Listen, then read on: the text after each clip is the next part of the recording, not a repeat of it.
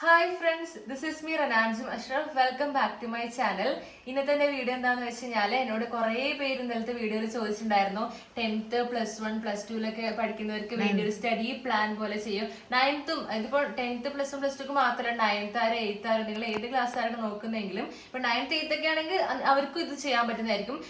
അതിൽ ചെറുതാണെങ്കിൽ ഇത്രയും കഷ്ടപ്പാടില്ല, എന്നാലും നിങ്ങൾക്ക് ഇത് വെച്ച് ഒരു ഐഡിയ വെച്ച് നിങ്ങൾക്ക് സ്റ്റഡി പ്ലാൻ തയ്യാറാക്കാം. അപ്പം അതുകൊണ്ട് അവർക്ക് എല്ലാവർക്കും ഇത് ചെയ്തു പോകാൻ പറ്റുന്ന തരത്തിലൊരു സ്റ്റഡി പ്ലാൻ ഞാൻ ഈ വീഡിയോയിൽ പറയുന്നതായിരിക്കും. So let's start. അപ്പൊ 10th +1 +2 ഒക്കെ പബ്ലിക് എക്സാം ആണ്. 9th ആനുവൽ എക്സാം ആണ്. അതും നിങ്ങൾക്ക് അറിയാലോ, നിങ്ങൾക്ക് അത്യാവശ്യം പഠിക്കാനുണ്ട്. 9th എന്നോട് എപ്പോഴും ചോദിക്കാറുണ്ട് ഇങ്ങനെ ഒരുപാട്. ഞങ്ങൾക്ക് ആ ടൈമിൽ കൊറോണ ആയിരുന്നു, പക്ഷെ എന്നാലും പെട്ടെന്ന് കൊറോണ കഴിഞ്ഞ് സ്കൂൾ വന്നപ്പോൾ എനിക്ക് അറിയാം നല്ല രീതിക്ക് തന്നെ 9th പഠിക്കാനുണ്ട്. പിന്നെ 9th മറ്റേ തോൽവി അങ്ങനത്തെ സംഭവങ്ങളൊക്കെ ഉണ്ട്. അപ്പോൾ നിങ്ങൾക്ക് ഒരു ഏകദേശം ആ ഒരു തരത്തിൽ സീരിയസ് ആയിട്ട് നിങ്ങൾ കാണണം. അപ്പൊ അതുകൊണ്ട് നമ്മൾ ഇനി എന്താ വിചാരിക്കുക, ക്രിസ്മസ് എക്സാം എല്ലാം കഴിഞ്ഞു. അപ്പൊ ഇനി 2 മാസം നമ്മളുടെ കയ്യിലുണ്ട്. ഈ 2 മാസം ഇത്രയും ഉണ്ടല്ലോ, ഇനി കുറച്ച് ദിവസമൊക്കെ ഞാൻ ഉഴപ്പിയാലെന്താ, 2 മാസം കൊണ്ട് പഠിച്ചു തീർക്കാന്നുള്ളൂ, മാർച്ച് ആവണം അങ്ങനെ ചിന്തിക്കും. പക്ഷെ നിങ്ങളൊന്ന് ആലോചിക്കുക ഗൈസ്, ഇന്ന് തന്നെ ഇപ്പൊ 5 ആയി. ഇനി നമ്മളുടെ കയ്യിൽ ഈ ജനുവരിയിൽ 26 ദിവസമാണുള്ളത്, ഫെബ്രുവരിയിൽ 29 ദിവസം. നമുക്ക് ടോട്ടൽ നമ്മളൊന്ന് എടുക്കുകയാണെങ്കിൽ നമുക്ക് 55 ഡേയ്സ് 55 ദിവസം മാത്രമേ നമ്മളുടെ കയ്യിലുള്ളൂ. അപ്പോൾ 55 ദിവസമുണ്ട്. അപ്പൊ നമ്മൾ +1 ആണെങ്കിൽ എങ്ങനെയാണ്, നമുക്ക് 7 വിഷയമുണ്ട്. ഇപ്പൊ ഞാൻ ബയോമാക്സിന്റെ കേസിൽ പറയുകയാണെങ്കിൽ ബയോളജി, ബോട്ടണി, സുവോളജി ആയിട്ട് 7 ഉണ്ട്. പക്ഷെ നമുക്ക് ഹിന്ദി അല്ല, അതായത് നമ്മുടെ സെക്കൻഡ് ലാംഗ്വേജ് അവിടെ നിൽക്കട്ടെ, 6 സബ്ജക്റ്റ് ഉണ്ട് നമ്മൾ എടുക്കുക. അപ്പൊ 6 സബ്ജക്റ്റ് നമ്മൾ പഠിക്കാൻ ഇപ്പൊ നമ്മൾ ഈ ഒരു 55 ഡേയ്സ് നമ്മൾ ഏകദേശം എടുക്കുകയാണെങ്കിൽ നമുക്ക് ഒരു സബ്ജക്റ്റ് ഒരു 9 ദിവസം പോലെ നമുക്ക് എടുക്കാം മാക്സിമം. 8 ദിവസം എന്നാലും 9 എടുത്തത് ചിലപ്പോൾ ഏതെങ്കിലും തികയില്ല. 8 ദിവസം നമുക്ക് എന്തായാലും ഓക്കെ. 8 ദിവസം എന്തായാലും ഒരു സബ്ജക്റ്റ് നമുക്ക് എടുക്കാമെന്ന് നമുക്ക് കൂട്ടാം. നോക്കിയാൽ 8 ദിവസം ഒന്ന് ആലോചിച്ച് നോക്കും നമുക്ക് എത്ര പഠിക്കാനുണ്ടെന്ന്. നമുക്ക് ഫിസിക്സ് ആണെങ്കിലും കെമിസ്ട്രി ആണെങ്കിലും എല്ലാത്തിലും എത്ര പഠിക്കാനുണ്ട്. ബയോളജി ആണെങ്കിലും അതിന്റെ കൂടെ സ്കൂളും ഉണ്ട്. നമ്മളിപ്പം ഇത്രയും മാസങ്ങൾ കൊണ്ട് തന്നെ നമുക്ക് ഇപ്പൊ ജസ്റ്റ് നമ്മൾ ജസ്റ്റേ പഠിച്ചിട്ടുണ്ടാവില്ല, എന്നാലും നമുക്ക് വലിയ രീതിക്ക് തീർന്നില്ല. അതാണ് നമ്മൾ 8 ദിവസം കൊണ്ട് ഒരു സബ്ജക്റ്റ് ആണ് നമുക്ക് തീർക്കാനുള്ളത്. അത് ഫിസിക്സിലൊക്കെ 15ഒക്കെയാണ് ചാപ്റ്റേഴ്സ്. ഒരു ചാപ്റ്ററിന്റെ ഒക്കെ നീളം നിങ്ങൾക്ക് അറിയാലോ. അത് മാത്രമല്ല, നമുക്ക് സ്കൂളില്ലാതെ ഫ്രീ ഡേയ്സ് അല്ല, ഇതൊക്കെ സ്കൂളുള്ള ദിവസമാണ് നമ്മൾ തീർക്കാനുള്ളത്. അപ്പൊ ഇത് കേൾക്കുമ്പോൾ നമുക്ക് മനസ്സിലാവും നമുക്ക് 2 മാസമല്ല, നമുക്ക് എത്ര സമയമാണ് നമ്മുടെ മുന്നിലുള്ളത്. നമ്മളിപ്പോ നഷ്ടപ്പെടുന്ന എല്ലാം ഓരോ നിമിഷവും നമുക്ക് വളരെ വിലപ്പെട്ടതാണ്, പ്രത്യേകിച്ച് ഈ 3 മാസം. അപ്പൊ അതുകൊണ്ട് നമ്മൾ ഇപ്പൊ കറക്റ്റ് ആയിട്ട് നമ്മൾ ഇനിയുള്ള ദിവസം നമ്മൾ ഇനി 2 മാസം ഉണ്ടെന്ന് ചിന്തിച്ചിരിക്കാതെ നമ്മൾ സ്കൂളുള്ള ദിവസം ഡെയിലി 5 മണിക്കൂർ എന്തായാലും നമ്മൾ പഠിക്കാൻ ശ്രമിക്കുക. അതിപ്പോ നിങ്ങൾക്ക് എങ്ങനെ ചെയ്യാം, രാവിലെ 2 മണിക്കൂറും വൈകുന്നേരം സ്കൂളിൽ വന്നൊരു 3 മണിക്കൂർ, അല്ലെങ്കിൽ സ്കൂളിൽ വന്നതിന് ശേഷം നിങ്ങൾക്ക് ഡയറക്റ്റ് 5 മണിക്കൂർ കിട്ടുന്നുണ്ടെങ്കിൽ അങ്ങനെ ചെയ്യാം. രാവിലെ വേറെ പഠിക്കുന്നുണ്ടെങ്കിൽ എങ്ങനെയാണോ നിങ്ങളുടെ റുട്ടീൻ അത് വെച്ച് നിങ്ങൾ സ്കൂളിലുള്ള ദിവസം ഒരു 5 മണിക്കൂർ ഡെയിലി എന്തായാലും പഠിക്കാൻ കൊടുക്കുക. നിങ്ങൾ ഏത് വിഷയമാണോ ഏറ്റവും ടഫ് അത് ആദ്യം പഠിക്കുക, എന്നിട്ട് അവസാനം ആകുമ്പോഴേക്കും സെക്കൻഡ് ലാംഗ്വേജ് ഇംഗ്ലീഷൊക്കെ നിങ്ങൾക്ക് ഈസിയാണ്, അങ്ങനെ ചെയ്താൽ മതി. പിന്നെ സ്കൂൾ ഇല്ലാത്ത ദിവസം നിങ്ങൾ മാക്സിമം നിങ്ങൾ യൂട്ടിലൈസ് ചെയ്യണം. മൊത്തം നിങ്ങൾ ചെറിയ ചെറിയ ബ്രേക്കുകൾ എടുത്തിട്ട് ബാക്കി എല്ലാ സമയവും നിങ്ങൾ പഠിക്കാൻ വേണ്ടി ഇപ്പൊ നോക്കാം. ഇപ്പൊ നിങ്ങൾ പറയാം അപ്പൊ ഈ 2 മാസം നമ്മൾ പഠിക്കുക തന്നെയാണോ വേണ്ടത്. അപ്പൊ നിങ്ങൾ അങ്ങനെ ചിന്തിക്കേണ്ട ഗൈസ്. ഈ ഒരു 3 മാസം കഴിഞ്ഞാൽ പിന്നെ 2 മാസം നമുക്ക് ടെൻഷൻ ഇല്ലാത്ത ഏപ്രിൽ മെയ് ഫുൾ നമുക്ക് അടിച്ചു പൊളിക്കാനുള്ള വെക്കേഷൻ വരുന്നുണ്ട്. പിന്നെ ഒരു കാര്യം എന്താണെന്ന് വെച്ച് കഴിഞ്ഞാൽ നമ്മൾ ഈ മോഡൽ എക്സാം വരുന്നുണ്ട് നമുക്ക് ഫെബ്രുവരി. അത് പറയട്ടെ ഒരു മിനിറ്റ്. ഫെബ്രുവരി മോഡൽ എക്സാമിന് വേണ്ടിയിട്ട് പഠിക്കരുത്. ഇപ്പൊ പഠിക്കുന്നത് നമ്മൾ പബ്ലിക് എക്സാമിന് വേണ്ടി മാത്രമായിരിക്കണം. അതിന് വേണ്ടിയാണ് നമ്മളിപ്പോ പഠിക്കേണ്ടത്, മോഡൽ എക്സാമിന് വേണ്ടിയിട്ടല്ല പഠിക്കേണ്ടത്. അത് വെച്ച് നമ്മൾ മോഡൽ എക്സാം എഴുതും, ഒരു മോഡൽ എഴുതാം. ഇനി 10th ആണെങ്കിൽ നിങ്ങൾക്ക് 10 വിഷയം 10 സബ്ജക്റ്റ് ഉണ്ട്.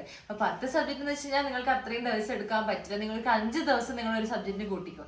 അപ്പൊ ഇതുവരെ ഒന്നും പഠിക്കാത്തവരാണെങ്കിൽ ഇങ്ങനെ പഠിക്കുമ്പോൾ നിങ്ങൾ ശരിക്കും അപ്പൊ കറക്റ്റ് ആയിട്ട് യൂസ് ചെയ്യണം. കുറച്ച് പഠിച്ചവരാണെങ്കിൽ ഓക്കെ. അപ്പൊ നിങ്ങൾക്ക് 10th ആണെങ്കിൽ 10 വിഷയമുള്ള 5 ദിവസം നിങ്ങൾ അത്രേ കിട്ടത്തുള്ളൂ ഒരു സബ്ജക്റ്റിന്. അപ്പൊ നിങ്ങൾ സ്കൂളിലുള്ള ദിവസത്തിന്റെ ഇടയെന്നുമാണ് പഠിക്കേണ്ടത്. അപ്പൊ അത്രയ്ക്കും നിങ്ങൾ ഇനി ടൈം വേസ്റ്റ് ചെയ്യാൻ പാടില്ല. പിന്നെ നിങ്ങൾ ഒരുപാട് സ്ട്രെസ് ചെയ്യണ്ട. 10th ആകുമ്പോൾ കുറേ ഒന്ന് സ്ട്രെസ് ചെയ്യണം. നിങ്ങൾക്ക് ക്വസ്റ്റ്യൻ ഒക്കെ ഒരു വിധമൊക്കെ നിങ്ങൾക്ക് ഈസി തന്നെ ആയിരിക്കും. പിന്നെ എല്ലാം മനസ്സിലാക്കുക, അതായത് ടെക്സ്റ്റ് എല്ലാം നന്നായിട്ട് വായിക്കുക, എല്ലാ കാര്യവും വായിക്കുക ഗൈസ്. കാരണം നിങ്ങളിങ്ങനെ പ്രീവിയസ് ക്വസ്റ്റ്യൻ ഒക്കെ വിചാരിച്ചിട്ട് ഇതാണ് ഈ 5-6 വർഷമായിട്ട് റിപ്പീറ്റ് ചെയ്യുന്നത്. അപ്പൊ ഇത് ഇപ്പൊ സോഷ്യലിലൊക്കെ ആണെങ്കിൽ ഒരുപാട് റെവല്യൂഷൻ പഠിക്കാനുണ്ട്.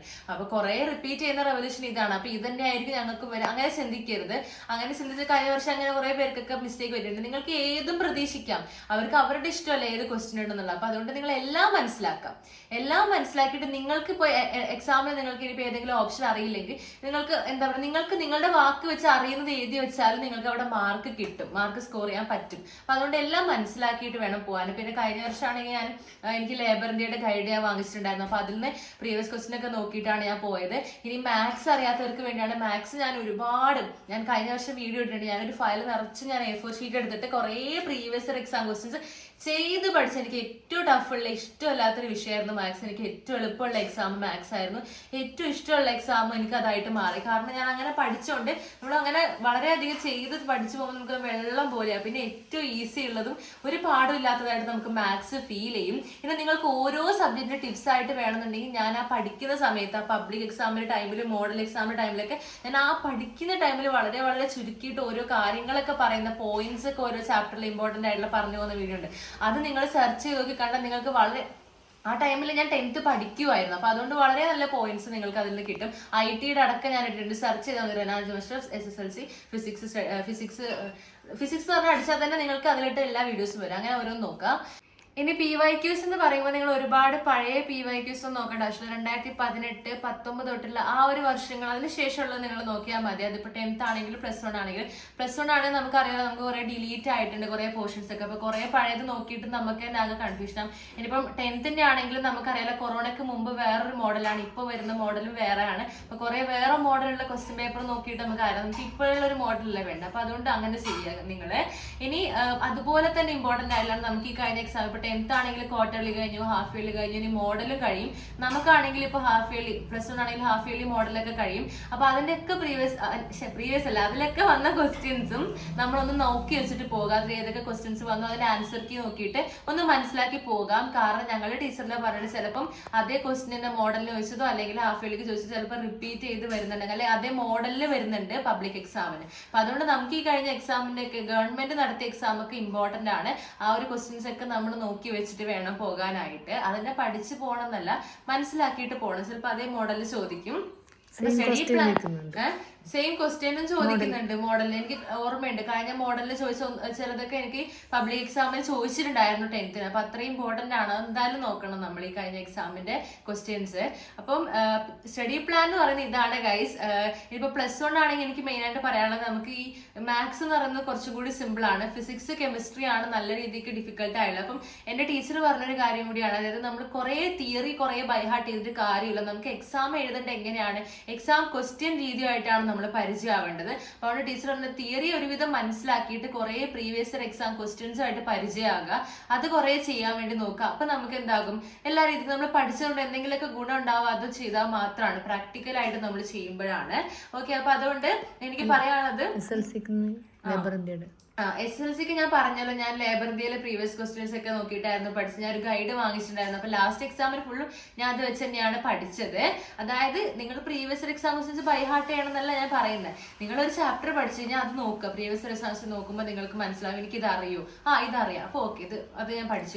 ഇനി ചിലത് നിങ്ങൾ പഠിക്കേണ്ടി വരും. ചിലത് ചിലപ്പോൾ നിങ്ങൾക്ക് മറന്നു പോയിട്ടുണ്ടാവും അല്ലെങ്കിൽ കിട്ടുന്നുണ്ടാവില്ല. അപ്പൊ അത് നിങ്ങൾ വീട്ടിൽ പോയി പഠിക്കേണ്ടി വരും. അങ്ങനെ ചിലത് വളരെ ഇമ്പോർട്ടന്റ് ആയി നിങ്ങൾ എന്തായാലും പഠിച്ചു തന്നെ വെക്കണം. പിന്നെ പ്രോബ്ലംസ് ഒക്കെ നിങ്ങൾക്ക് അറിയാലോ ചെയ്യേണ്ടതാണ്. അപ്പൊ നിങ്ങൾ ഇനി എന്താ ചെയ്യേണ്ടത്, ഇതാണ് നമ്മുടെ സ്റ്റഡി പ്ലാൻ. +1 ആണെങ്കിലും 10th ആണെങ്കിലും വളരെ കറക്റ്റ് ആയിട്ട് പറഞ്ഞിട്ട് എത്ര ദിവസം ഉണ്ട്, സ്കൂളിലെ ദിവസം ഇതുപോലെ ചെയ്യാം. ഈ സാറ്റർഡേ സൺഡേ നിങ്ങൾ എന്തായാലും ഞാൻ ഈ പറഞ്ഞ പോലെ ഒരു നിമിഷം വേസ്റ്റ് ചെയ്യാണ്ട് കംപ്ലീറ്റ് ആയിട്ട് നിങ്ങളൊരു സബ്ജക്ട് എടുത്ത് പഠിക്കാൻ വേണ്ടി നോക്കുക. നിങ്ങൾ അങ്ങനെ വളരെയധികം നിങ്ങൾ വേറൊരു തരത്തിലൊന്നും വേറെ ആക്ടിവിറ്റീസിലൂടെയൊക്കെ ഒന്നും പോകാണ്ട് പഠിക്കുന്ന തന്നെ നിങ്ങൾ ശനി ഞായർ കംപ്ലീറ്റ് ആയിട്ട് ചെയ്ത് കഴിഞ്ഞാൽ നിങ്ങൾക്ക് മനസ്സിലാക്കി എത്രത്തോളം തീരുന്നുണ്ട് എന്നുള്ള കാര്യം. അപ്പൊ അതനുസരിച്ച് നിങ്ങൾക്ക് പ്ലാൻ ചെയ്യാൻ പറ്റും. ഇനി അങ്ങോട്ടുള്ള ദിവസങ്ങൾ ഞാൻ ഇതുപോലെ എന്തൊക്കെ ചെയ്യണം എന്നുള്ളത്. അപ്പൊ അതുകൊണ്ട് നിങ്ങൾ അതിന്റെ ഒരു എന്താ പറയാ ഒരു ടെസ്റ്റിംഗ് ആയിട്ട് നിങ്ങൾ ഈ ഒരു സാറ്റർഡേ സൺഡേ നിങ്ങൾ ചെയ്ത് നോക്കുക. എല്ലാം വളരെ കറക്റ്റ് ആയിട്ട് പഠിക്കുക.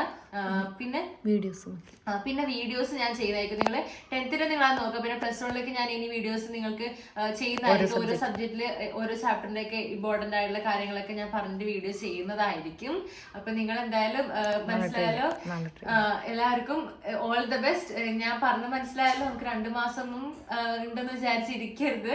ഓക്കെ, അപ്പം ഒരുപാട് ടെൻഷൻ അടിക്കും വേണ്ട. കൂളായിട്ട് നമ്മളെല്ലാരും എന്തായാലും 10th അത്ര ടെൻഷൻ ഒന്നും വേണ്ട, ഒരുപാട് സ്ട്രെസ് ചെയ്യുന്നു വേണ്ട. നിങ്ങൾക്ക് എന്തായാലും A+ നിങ്ങൾ ശ്രമിച്ചാൽ കിട്ടും. ഓക്കെ, അത് ഒരുപാട് കഷ്ടപ്പെടണം എന്നല്ല ഞാൻ പറയുന്നത്, പക്ഷെ ശ്രമിക്കണം.